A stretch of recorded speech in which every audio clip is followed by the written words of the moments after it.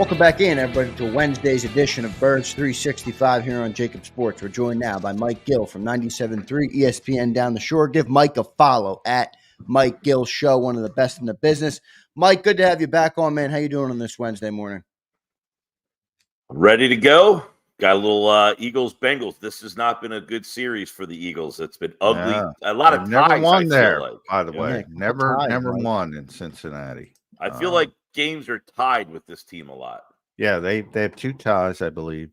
Never won it. Now they're rarely there, so Nick Sirianni will tell you, well, what does that have to do with, Bryce Huff, who just got here? But and he's right, but they've never won there, which is weird. They barely go there, which is part of it. But I was saying, Mike, there's a lot of games this year, and I don't want to be that way. And I talk to you most days, and I said to Zander, it's like, I go back to the Tampa game.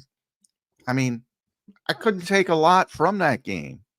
I couldn't, no AJ, no Devontae, no Lane John. I'm like, all right. Yeah. They didn't play well, but I'm not going to, jump off the Walt Whitman. And then the same thing with Cleveland and now the really emphatic game against the Giants. I'm like, all right, nice job. Knock down the pin, move on to Cincinnati.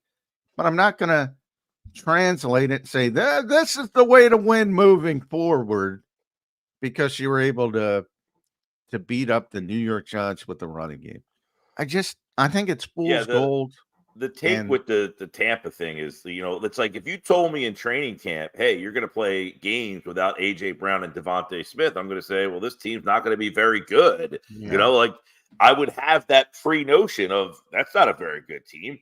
That game, it's hard to take. And plus, you didn't have Lane Johnson in the game. Yeah, you could have AJ and Devontae and not have Lane and still be like, I don't know what to take from that game. That's how bad they've been when he's been on been off the field. Yeah, this league changes your mind about teams every 4 hours. You watch the team play 4 hours on a Sunday. Wow, I mean. Imagine being a Saints fan the first 2 weeks. You had the best offense they were going to the Super Bowl. Yeah, the Eagles fans were scared to death. They scored 45 points a game. But you the worst. Come out hot and then you just collapse after 2 games. That's the worst case scenario for that. Yeah, you have the best offense in the league. They were number 1 in points scored, yards, everything for 2 straight weeks. And people are like, I think I got to take this team seriously. And the Eagles went down there and kind of struggled through a game, but found a way to win on the road.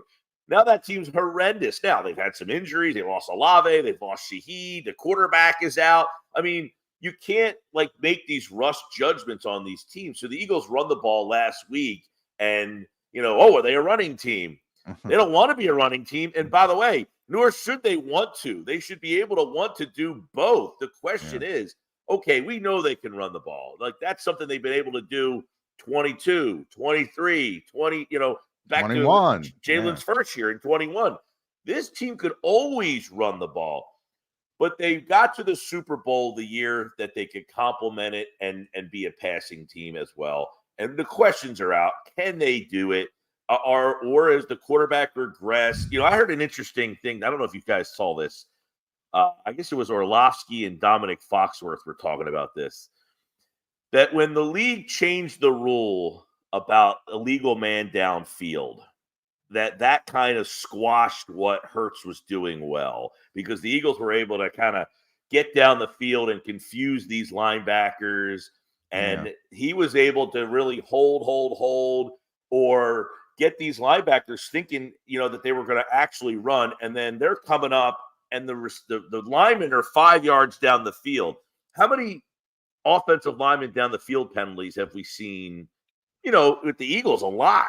Yeah. You can't do that anymore. And they're saying he can't figure out what to do now that those linemen can't take those. So that was kind of an interesting soundbite. If you haven't heard it yet, you got to go back and listen to it. I haven't heard it, but I don't think they changed the rule.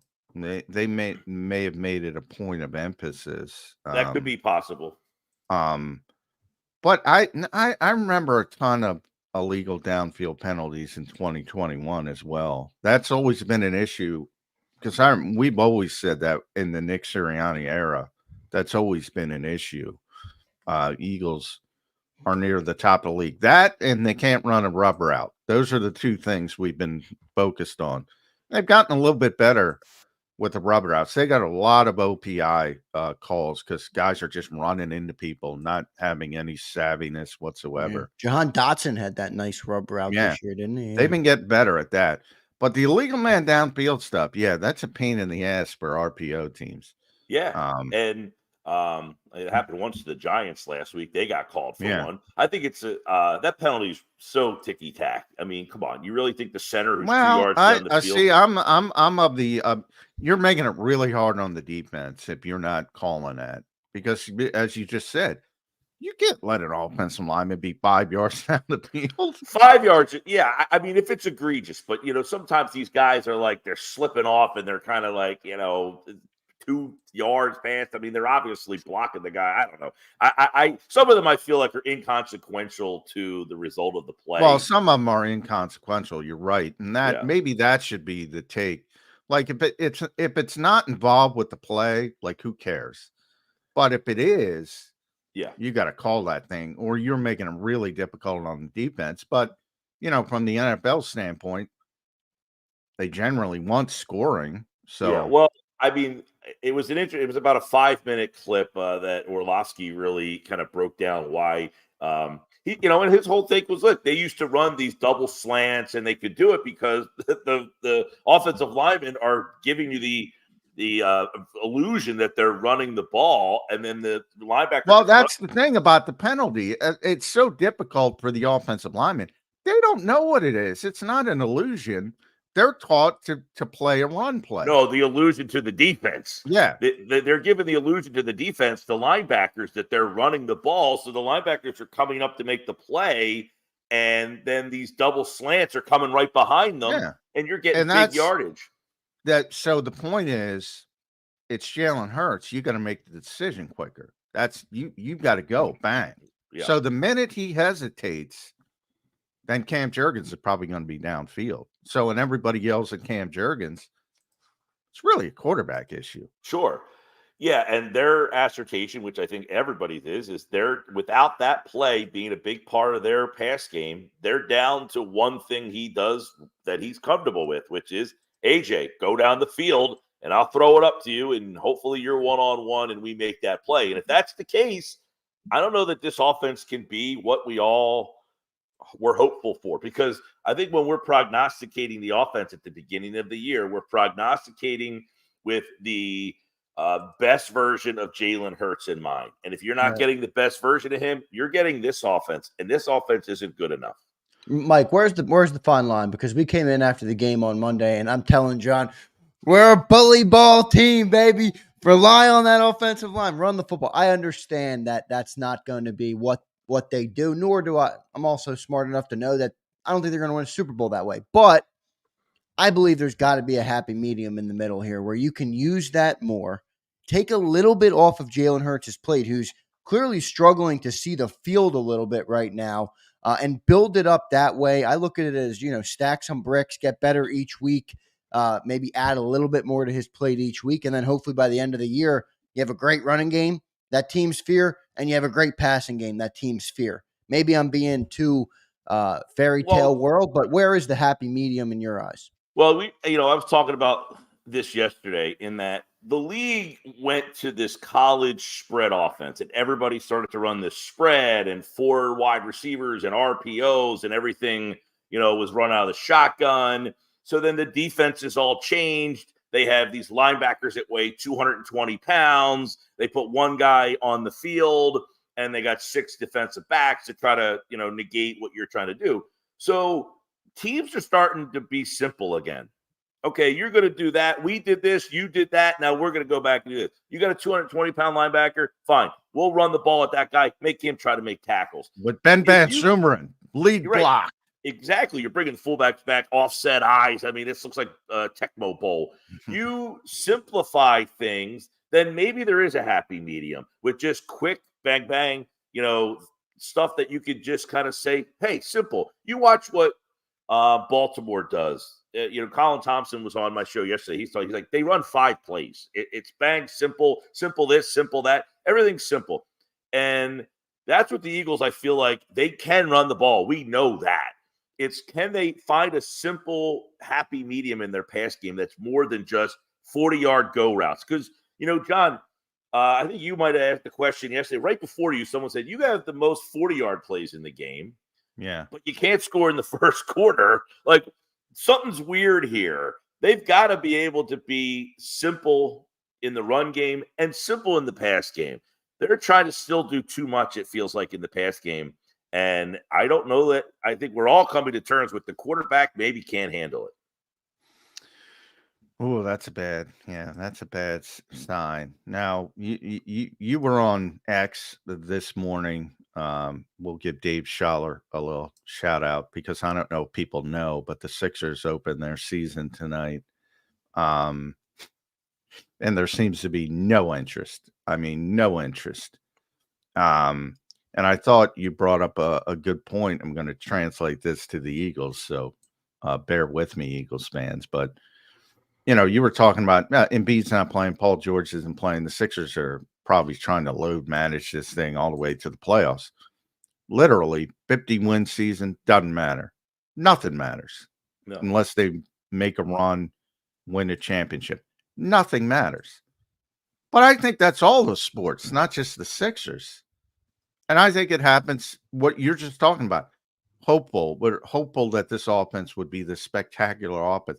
Everybody, I go back to the Super Bowl season. I have so many Eagles fans all the time, Mike, that they're miserable. Like that wasn't an accomplishment, making the Super Bowl.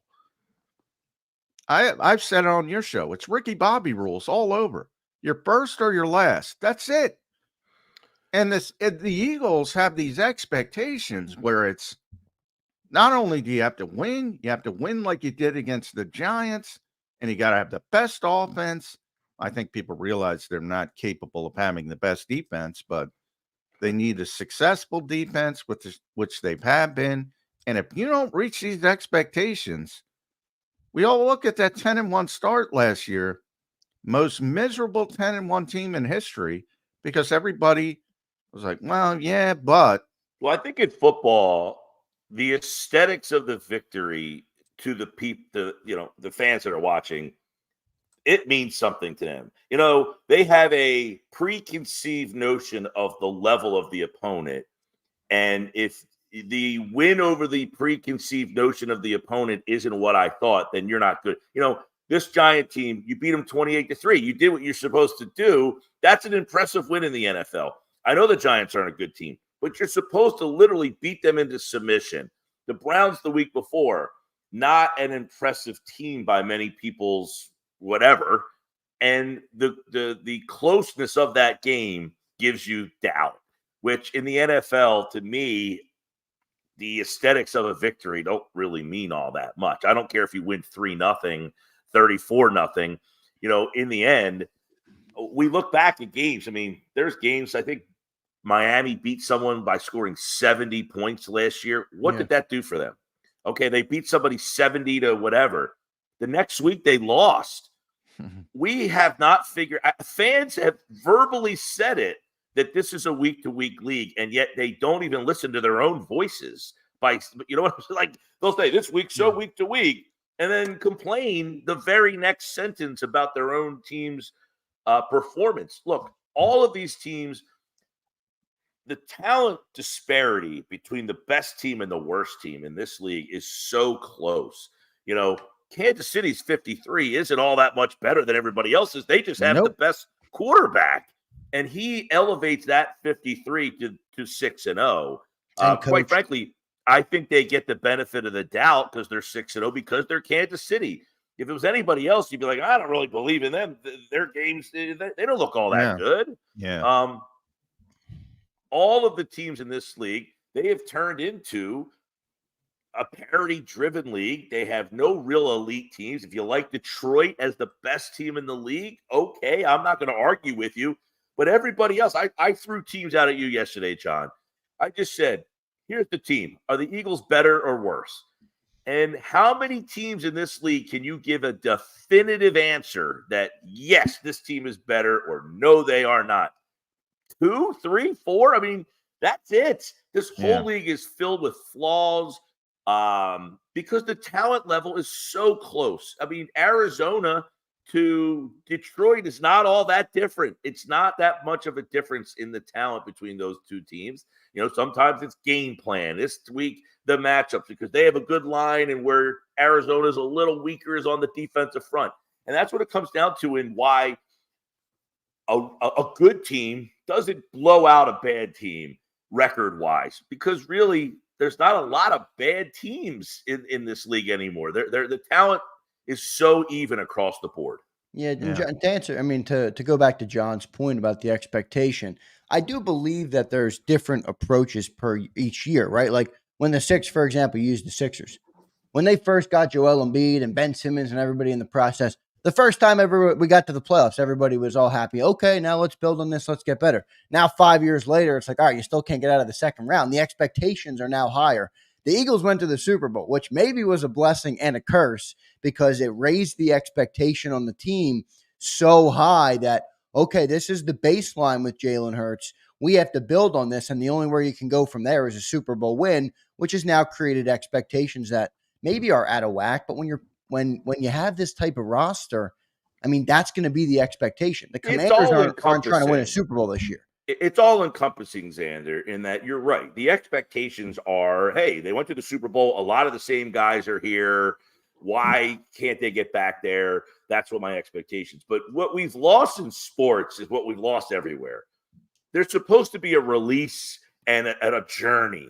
You start in spring training, you go through the 162, and you enjoy the whole ride.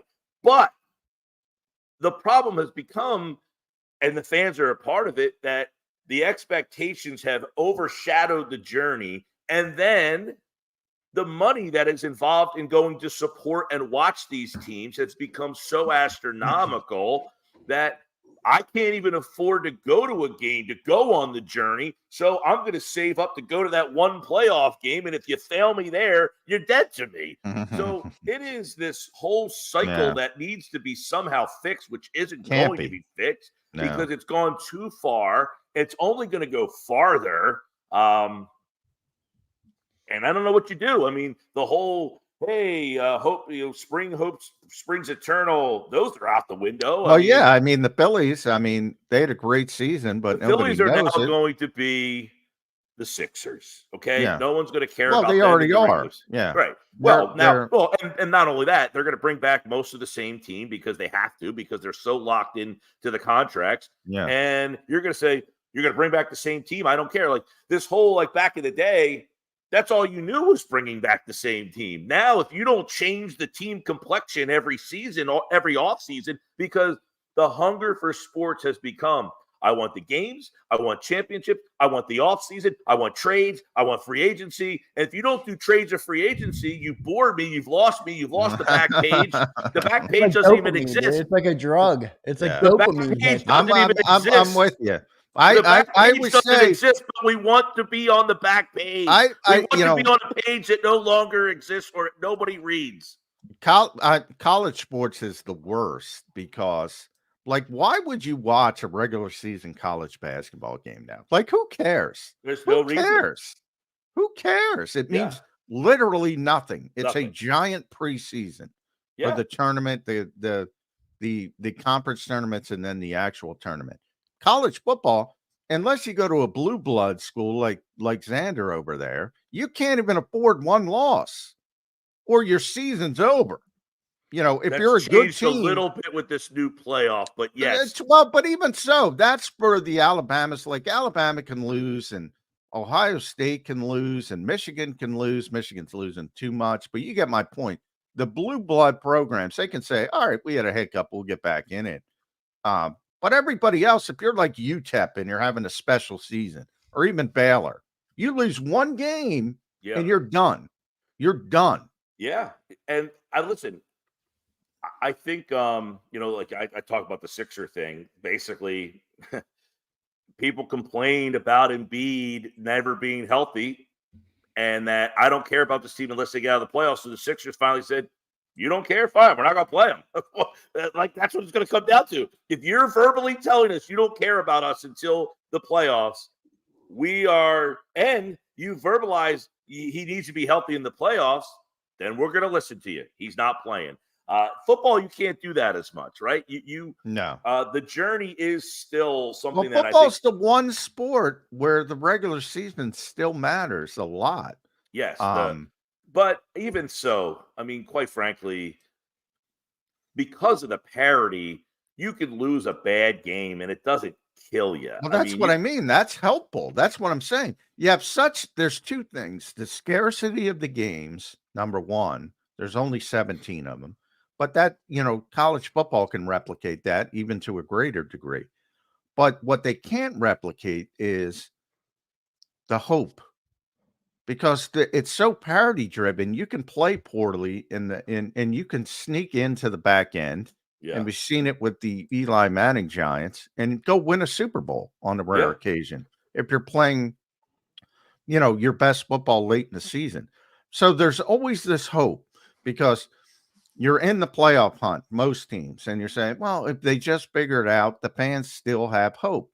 No other sports league can replicate that. I'm not going to go to EPL because I don't have enough expertise in that. But it's like the year Miami was tanking for Tua. They were terrible that year.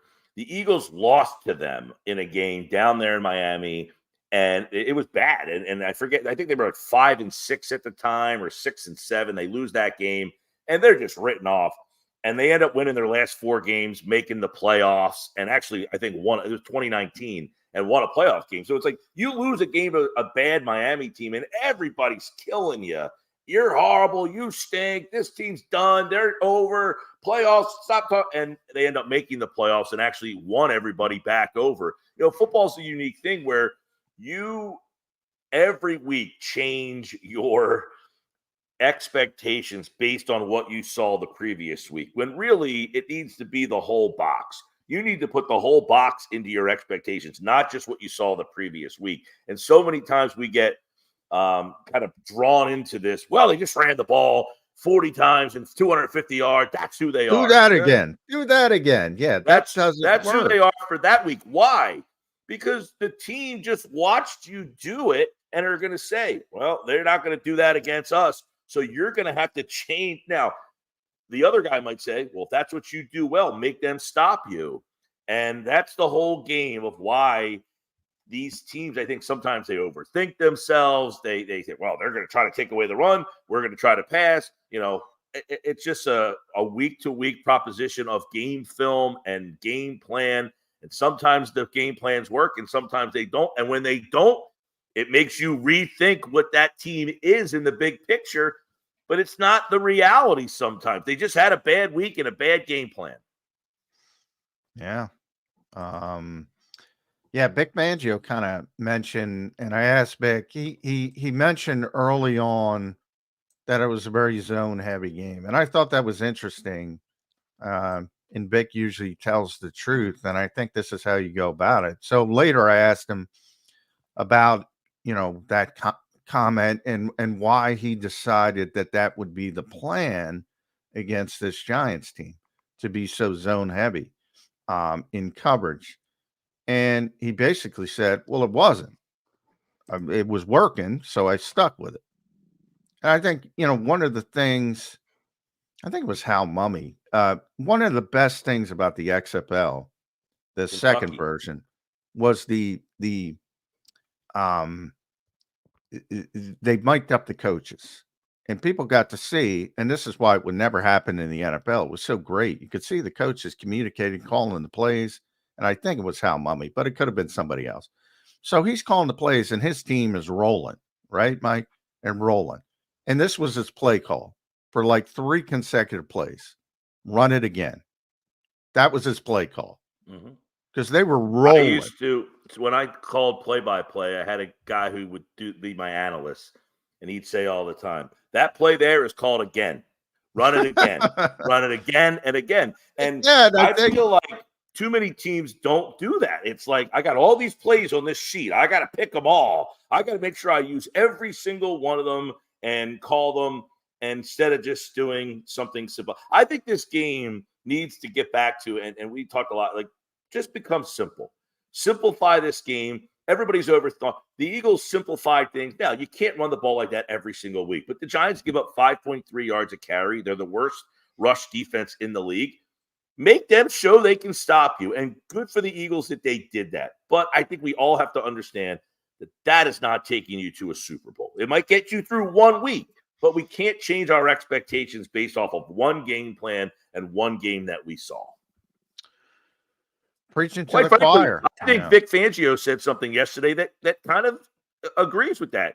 He said, they said, hey, Vic, you got 13 sacks. Well, Daniel Jones holds the ball a little too long. I mean, he basically said the quarterback we played sucked. I mean, Thank you, Vic, for telling the truth. You got to the quarterback because he holds the ball too long. He's cognizant of that. He's not sitting there saying, well, we're winning up front. We're kicking ass up front. He said, no, the other team's quarterback holds the ball too long. And that's why they're the guy is so honest. It's such a breath of fresh air.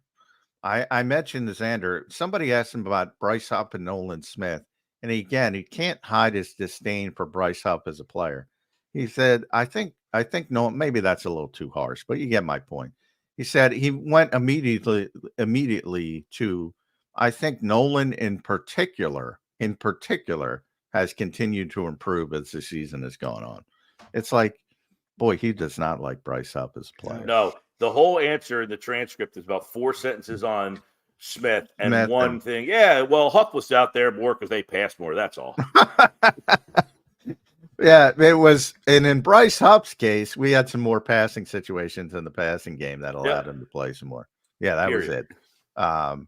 Yeah, it was striking. It struck me at the moment. And then when I went back and read the transcript, I'm like, yeah, that's not good. That's not a good sign for Bryce Huff. Yeah, good sign for Nolan Smith, but not a good sign for Bryce Huff. I will say Nolan looks better. Mike, I want to ask you about the quarterback now. I mean, you talk about all these, the offense and the approach, and you need to pass the ball to win in the NFL, at least win big in the NFL. Where are you on the quarterback? Because, part of my desire to implement more of the running game, I think, is because I'm looking to take some stuff off Jalen Hurts' plate. John tells me that's probably a bad sign, which he's probably right about. Where are you on the quarterback? Yeah, I think the quarterback is certainly showing some signs of regression, and that teams look. In 2021, he was an average quarterback at best. They won 9 games basically because they ran the ball. What did I say last week? The star of this team is your offensive line. Make that the star, and then every other star will start to shine brighter because they'll have more opportunities in better coverage situations. And in 2021, they realized that the star was the offensive line. It took them to the playoffs. 2022, Jalen took his game to another level, took him to a Super Bowl. 2023, I think teams said, where the hell did this guy come from? And they watched him and saw what they do and started to say, when we play the Eagles, this is what Jalen Hurts does really well. You're not going to do that against us now. You're not going to just do this, this, and this. We're going to take that away, and you got to figure it out. I don't know that Jalen has figured that out. I don't think he's evolved from the guy in 2022 that everything came very easy for whatever reason it is. Is it play call, play design? The play has changed, different coordinator, different voices in his rooms, or him himself.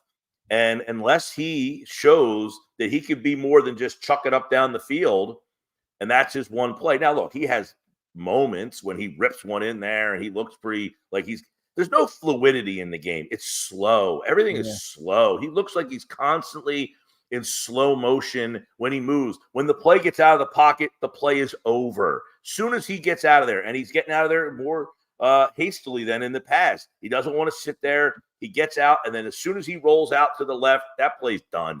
You know it from the second he gets out, and it's slow. Everything is slow, tentative. Martin Frank asked a question the other day. Well, the turnovers are down. Is that because he trusts guys? No, because he's not trusting anybody. He's just not throwing it. He's just holding on to it. He's taking sacks. He's rolling out. He's only throwing the ball if he has 100% confidence that he can get it there. And there's only 2 guys. Goddard's not on the field right now, maybe 2.5 that he feels like I can really throw it to this guy and bad things aren't going to happen. And that's Brown and Smith. And to some extent, I guess he'll throw it to Calcaterra right now. They have a little bit of a connection from time to time, but it feels there's a tentativeness in his game that is holding him back. Yeah, time to throw. I'm just double checking because you brought that up and hesitation. So the slowest quarterback in the league is Sam Darnold, traditional play action offense. Brock Purdy, number 2, traditional play action offense. There's a reason those guys are up with those numbers. 3.11 for Darnold, 3.1 for Purdy. So they're essentially the same. And then comes Jalen at 3.08. And he doesn't play that offense. And that's not a good sign. And Mike, if you look at his history, 2021, he was at that level. 2023 was at that level. And now he's at that level. 2022, he was at 2.78. He's got to get back down to that level. He's never going to be Tua, who gets rid of the ball as soon as he gets it. Well, I guess the question is, can you game plan that? Can you say, look, this is the play? 1, 2, 3, back. Well, they don't. Part of it is they don't go under center, so it's shotgun, and now he's standing there. I don't think that does him any favors. I don't think it does the run game. I know it sounds ridiculous because the run game's been very good. I think the run game could be better if he was under center. But I guess the question is, if he was 1, 2, 3, and they just said 1, 2, 3, bang. That's, Barrett Brooks used to tell me the story all the time. John Gruden was the coordinator, and he would tell Bobby Hoying, throw the ball to this guy, 1, 2, 3, he'll be open. I don't care. Just throw it there. If it's an interception, it's my fault. And the guy had 8 touchdowns, no interceptions. And then the next year, Gruden was gone, and Dana Bible came in, and he didn't tell Bobby Hoying where to throw the ball. And guess what? Bobby Hoying wasn't very good. Sometimes who's telling you what to do and what's going to be there? And it seems that, can you just say, listen, this is the play. You got A.J. Brown. It's going to be open. Throw it to him. Is he not trusting enough of that? And who knows? I mean, yeah. And I've heard Barrett tell that story as well. But, I don't want to compare Jalen Hurts to Bobby Hoying. So there's young quarterbacks who need that kind of guidance. If we're talking about Jalen Hurts needing that type of... Was Shane Steichen giving him that guidance? It's a fair question. Boy, 22 is now looking more and more like a one-off and not the baseline for what Jalen Hurts is, or even really close to that. And I love Shane. I'd like to give him the credit, but I really think it's the quarterback. He doesn't trust what he's seeing. Well, why is that though, John? Why does he not trust it versus what he did? Could be a host of reasons. Could be thinking about too much. Maybe he's got too much autonomy now. Because if you have trust, they've given this guy everything a quarterback would want, right? Yeah. I mean, if you're a quarterback and you're saying, I don't trust what I'm seeing, I just paid A.J. Brown and Devontae Smith for you. Well, what more do you want me to do for you? Well, he trusts A.J., but, obviously he needs to trust more. You have to have that mentality. I go back to that Atlanta game against, who were they playing when Cousins threw for 500 yards, the overtime game? Who the hell? What was it? I think it was night game. And Drake London got hurt in overtime. The next play, he went to Kadaro Hodge, who never plays, and won the game. Because he trusted. Sometimes that's my fear with the throws to AJ. Like he's just throwing it up there. It's not progression reading. It's not reading it's just, I see AJ in single coverage. I can toss it up, and AJ's probably going to make the play. Versus like that play with Kirk that you talk about. I mean, that was textbook quarterbacking right there. Boom. He saw it immediately. He didn't care who was running the route. Yeah. The guy was there. He was open. He spread the defense, and he got him the ball. Touchdown. That was the game against Tampa. It was a Thursday night. Yeah, it was great. That was a great game. And he trusted a guy who never plays because it's his job. You're supposed to be in there. You're open. As Zander points out, that's the progression. He won the game with it. Yeah. Jalen Hurts doesn't make that throw. Is if it it's the Jahan play Dotson. is it the play he trusts or the player? In Kirk's case, it's to play. It's the progression. It's not even to play call. It's all right. This guy's open. Right. First progression. It's supposed to be Drake London, but he got hurt from one play. Yeah. And that's his best receiver. And maybe give credit to the coordinator, Zach Robinson, as well. But they just called the play. It was open. He went, he put the ball where it was supposed to go. It's Listen, not about I think what it comes down to is we all know the Eagles have the skill talent. Their offensive line is fine. I mean, yeah, they might not be where they want to be right now because Mailata's out, but their line is better than 85% of the lines in this league. So you can't bitch about that either. They have all the skill players that they need. It comes down to whether that guy that's making the most money out of everyone on the field is capable. And right now, he's capable sometimes, but not enough for them to be what they ultimately need to be. That's the difference. That's your difference. You look at the Lions. Their skill guys are very good. Their offensive line is very good. And you know why they're very good? Their quarterback's making every play. No one looks at Jared Goff and says he's better than this guy, that guy, or that guy. But he's not a problem for them. He's part of why. Jalen Hurts is part of a problem. He's not part of why, right? I mean, that's what it's coming down to. So the only person that can answer, I know I was not a very good math student, okay? Algebra, geometry, those things are a little wonky to me. Here's what I know. X and Y is not equaling Z because that Z is not good enough right now. And now you have a clunky formulation of some sort of mathematical issue. I feel like the Steiner brothers here. 42 and 37 and blah, blah, blah. It's not good enough. That's the problem. It's not good enough. Good you got an elite running back. Zander. Yeah, you got an elite running back. You got an elite wide receiver on both sides of the field. You got a very good tight end. You got one of the best offensive lines in football. For That's you the best not to be able to score is ridiculous. And it comes down to the highest paid player on the field in every situation. When an offense isn't good, you don't say, man, that running back's holding us back. No. Why are these teams not good? Their quarterback stinks.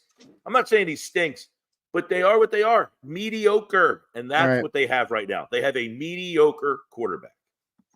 Yeah, I forget it, but I think it was Schefter who put it out there, but could have been somebody else. I think over the last 4 games, something like that, Jared Goff's got 15 incompletions and 18 touchdowns for the Lions. The Lions have scored 18 touchdowns. They have more touchdowns than they have incompletion. It's Jared Goff is on a run right now like no other. I mean, he's playing like a top 3 quarterback in the league, top 4, top 5, maybe. You know, yeah, and he's right up there with the best in the league right now. The way he's playing. Yeah, now, a lot of it is the team around him, but still, man, he looks really good. The MVP race is interesting. You got Jalen, you got Lamar Jackson, who's having an epic start to his season. He's the leader. Mahomes is number 2, and he's got 6 touchdowns and 8 interceptions. Yeah, he's the number 2 guy in there. Jared Goff is like 4. Josh Allen has 12 touchdowns and no interceptions right now for Buffalo. Josh Allen is another guy who's playing really good football right now. Those are the top guys. Obviously, with Mahomes, it's reputation. Jared Goff. I think he's earned it. Like, it's one thing for another quarterback to get reputation points. Like Mahomes. Well, I'm talking about, awards are stupid anyway. I saw somebody going on a tirade. Should Lamar Jackson be in the MVP race until he does something in the playoffs? And I'm like, what the fuck does that have to do with the MVP? That's not what the award is. Well, listen, a lot of this is too. The betting market is a market that's trying to attract dollars. They know you're going to put money on Mahomes if his odds say that they're there. So they know they're going to get that money on Mahomes. It's like, why are the Philadelphia sports teams always connected? Because they know the sports bettor in Philly is going to pour money on that team or that guy because they're there. That's generally what ends up happening. Yep, they're gripped in you. So everybody knows it. But go bet at BetUS. I'll say that. They're not gripped in you. At Mike Gill Show's not gripped in you. Mike Gill, Sports Bash 2 to 6 every afternoon. We got to figure something out. The Eagles changed their schedule, Mike. I'm going to be in the locker room at 3. Yeah, they're constantly they're killing us. Practice is at 3. Locker rooms at 4:30. This is all Vic's fault, by the way. Vic likes to practice. Yeah, late we in the had, afternoon. so just for a little inside baseball, John does my show at 3:00 every day. We've been doing it for a while. No problems ever, because 3:00, they're in the safe zone. Well, this year it's Sirianni talks at 3 on Monday, so we've been moving man. John to 5. He And screwed you, Mike. they're screwing my whole show. I know, We'll man. figure Yeah, it. man. I'll look at the schedule. I'll text you. Well, Mike, right. you screwed my thought process today, because now you brought in some other problems, and I'm like, shit, I don't know how the Eagles get out of this thing, man. One thing I the do think Eagles- we didn't get to talk about a lot today is I do think Vic is feeling better about his personnel. He's getting a little bit more familiar with his defense. I don't think they're going to be a great defense by any stretch, but I think he's feeling better about what he can do. He's evolving, and he's given a little bit, well, fool's gold maybe, but he's given a little bit more leash to, Nakobe Dean. Okay, I can use him better. I think having Cooper has given him a little chess piece that he can do some things with. Mitchell is a kid that can play. He can cover. By the way, Joe Banner got in trouble by saying pump the brakes on Quinyon. Did you guys see that? I did Joe not, Banner but I saw the Joe Banner thing. I think he has more trust now that Quinyon, he can handle some stuff, So I think the defense is the ceiling for the defense, to me, I feel better about, sadly, than I feel with the offense. The offense has better talent. That's unbelievable, by the way. That is unbelievable what you just said, that the defense is, and that's all quarterback related, Mike, right? I mean, it's the most important position on the field. And if I can't get to the level of saying that guy can be exponentially better than he is right now, then this is what you are offensively. I mean, I said at the beginning of the year, this team should score 30 points a game almost by rolling onto the field. And they can't. Yeah. And no Fred Johnson, no Jordan Mailata again. Probably no. We'll get a better indication. You think that's a reason that they could actually run more this week? Forget like the ground and pound star. Sometimes the easiest way to mitigate a good pass rush is by running. I mean, you don't have Mailata. You might want to hide some of Fred's deficiencies. Trey Hendrickson this week. Yeah. So do you run into him and try and mitigate the pass rush a little bit? Yeah, maybe. Well, if I were the Eagles, I would try to keep the ball away from Joe Burrow as well. So I don't think this game's going to be fool's gold, Mike. I think this is a game we're going to say, whatever happens, good or bad. From this game. Burrow, by the way, 14 touchdowns, 2 interceptions. He completes 70% of the passes. This could be one of those ugly games where you're saying they couldn't get a stop at 22 of 24 game. Yeah, their offensive line stinks. That's where their one issue is. But Burrow's so good at getting the ball out. They've got great weapons. They've really got Gesicki's a pretty athletic tight end. They don't use him all that much, but the tight end, he's a matchup problem. The 2 receivers are outstanding. The running back, Brown, he's been a nice addition. They lost Sidney's twin brother, Chase Brown. Chase Brown. So this offense is tough. Their offensive line is their problem. But, man, Burrow, this is one of those games, like Kirk Cousins, just ate you up. Burrow is Kirk Cousins on steroids. I mean, and his weapons are way better than Drake London and Mooney, who were very good, but this is another level. So this could be one of those offensive days or defensive days where you're like, what happened to the defense we just saw the last 2 weeks? I was buying into them, and now I'm not. Yeah, well, that's why I'm interested in this game, right? What's Vic do? Vic clearly has the number out for the lesser quarterbacks in the league. I mean, he made Deshaun Watson and Daniel Jones look like worse than they already are considered. Now you got a good test, right? I mean, what's he going to do with this offensive line? I don't want to hear, well, we should get pressure with 4. You got to get some heat on this guy and make him rush and hope that your back end is up to the challenge. Because if you let him sit back there. I don't know, man. I'm the exact opposite. Vic said this was a big zone week. Double down, baby. Zone it up. Because Jamar Chase will kill you. If you're out there in man. He's the man. I love Jamar Chase. He's probably top 3. Yeah. He better than AJ, Mike? You think he's better than AJ? Oh, that's a good one. Is he better than AJ? Man. As Zander knows, I love AJ. Jamar's better than AJ. John had best 3 receivers in football, not in any particular order. Jamar Chase, Tyreek Hill, Justin Jefferson. If you made me put them in order, I'd go Jefferson, Hill, Now, I think Jamar AJ's Chase. been much more productive than Chase, but I understand there's different variables that go into that. Chase is, I think, like AJ is just such a big physical receiver that I don't think that. I don't even think the Eagles use him to the best of his abilities. I think they can get better, more out of him and use him in. I don't think they use him enough in letting him catch the ball underneath and making someone tackle him. Who wants to tackle that dude? Nobody. When they do it, he breaks tackles. No, that's why it's frustrating they don't go over the middle of the field. Yeah. They have the best, they have the best slant guy in the business if they want him. But Jalen is just not comfortable doing that a whole lot. AJ could be better, I think, than he is here if they utilize what. It's hard to be better. AJ's very good. I know. I'm not saying that he stinks. Which is why I didn't like the comment after the game about targets. You got 3K yards in 2 years, AJ. Shut up. Well, they only threw 14 passes. Hey, if you're poor Devontae Smith, you got one throw and you lost 2 yards on it. I mean, he wasn't complaining about his targets. He was complaining about the targets. I still think it was a bad time for that comment. I don't care. DeAndre Hopkins, by the way, does he have anything left in the tank, John? Oh, Andy will get it out of him. He'll corn dog it. Real quick, there's a lot of trade connections with Eagles and wide receivers. Do you think they're still looking to now upgrade Dotson? No. Why? To bring in another guy who's not going to get the football? Why? That's what I'm saying. To me, it's like, does Dotson just stink, or do they just say, look, we just don't use that position? They just don't use that position. It's the quarterback, Mike. It's what you talked about a second ago. We don't even get the most out of Devontae Smith, I don't believe. I mean, Jahan Dotson was a disappointment in Washington, but he still caught 50 balls. Pick to get him. Yeah. So it was like, did you have legitimate visions for this guy? Oh, they did. Yeah, clearly.